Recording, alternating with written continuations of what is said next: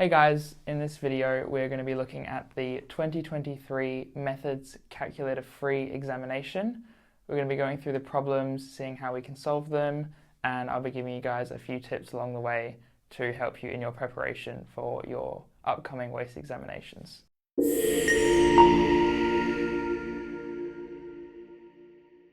Okay, so starting with question 1, we have a calculus question here. So we're given this function f of x.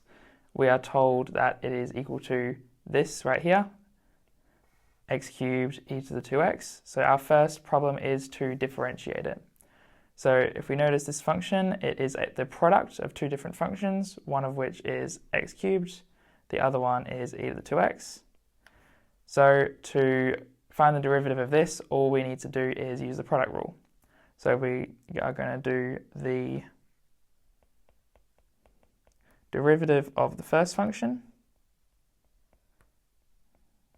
which is x cubed, times the second function left alone, e to the 2x,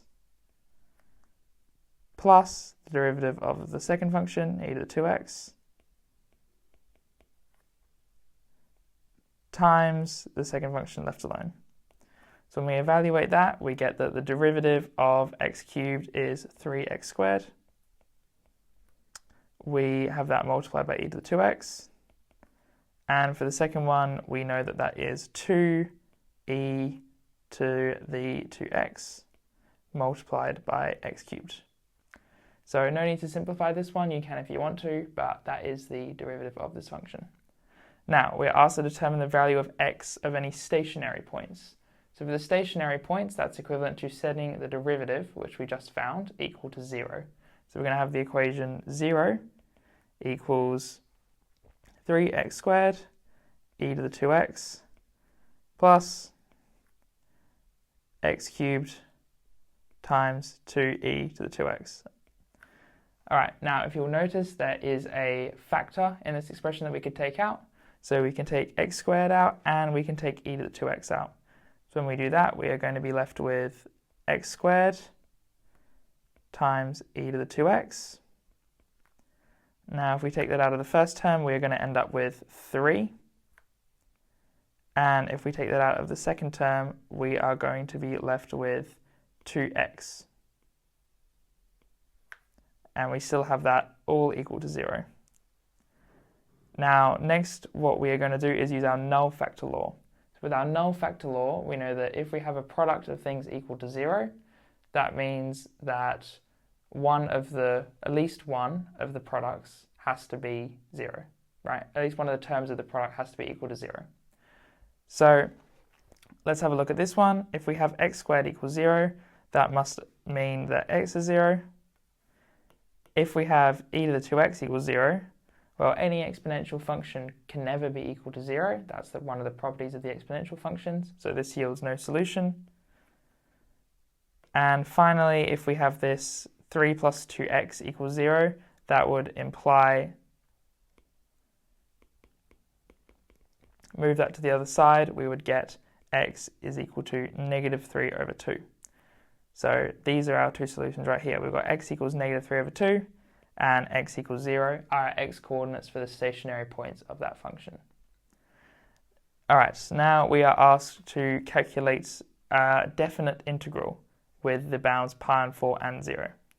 So this function that we're given here, sine 2x plus pi, it might be a bit difficult to think about how to actually integrate that as a function.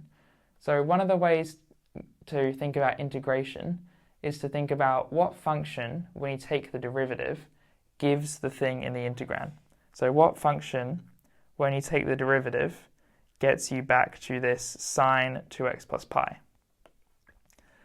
So if you've been practicing your trig derivatives, you will know that the derivative that gets us back to sine is negative cos. So we already know we're going to be starting from a negative cos function. And we know that this part in the middle, 2x plus pi, has got to remain the same.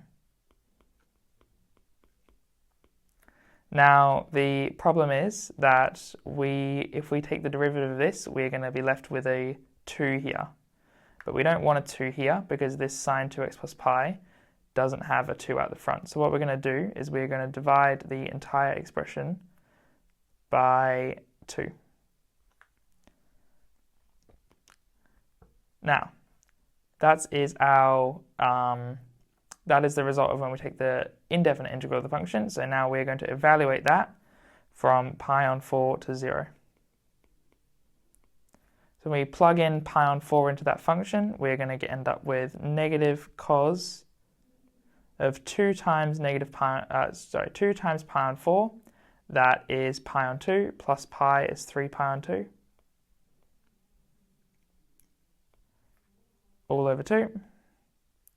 Minus what we end up with 0, which is going to be negative cos of 2 times 0 plus pi, cos of pi. Oops. And all of that divided by 2 again.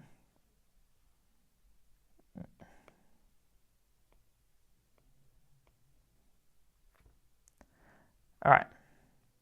Now, when we evaluate those terms, negative cos of 3 pi on 2 is going to, this one right here, is going to be, well, think about where 3 pi on 2 is, that is going to be the 0. We've got minus minus, so we turn that into a plus.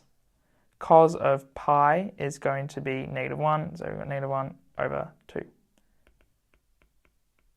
All done for that question. Thank you for watching. My name is Henry, part of a team at Elucidate, a non-profit organisation that helps young people succeed at school. If you would like to see more chemistry videos, click up here. If you would like to learn more about us or support us, click down here.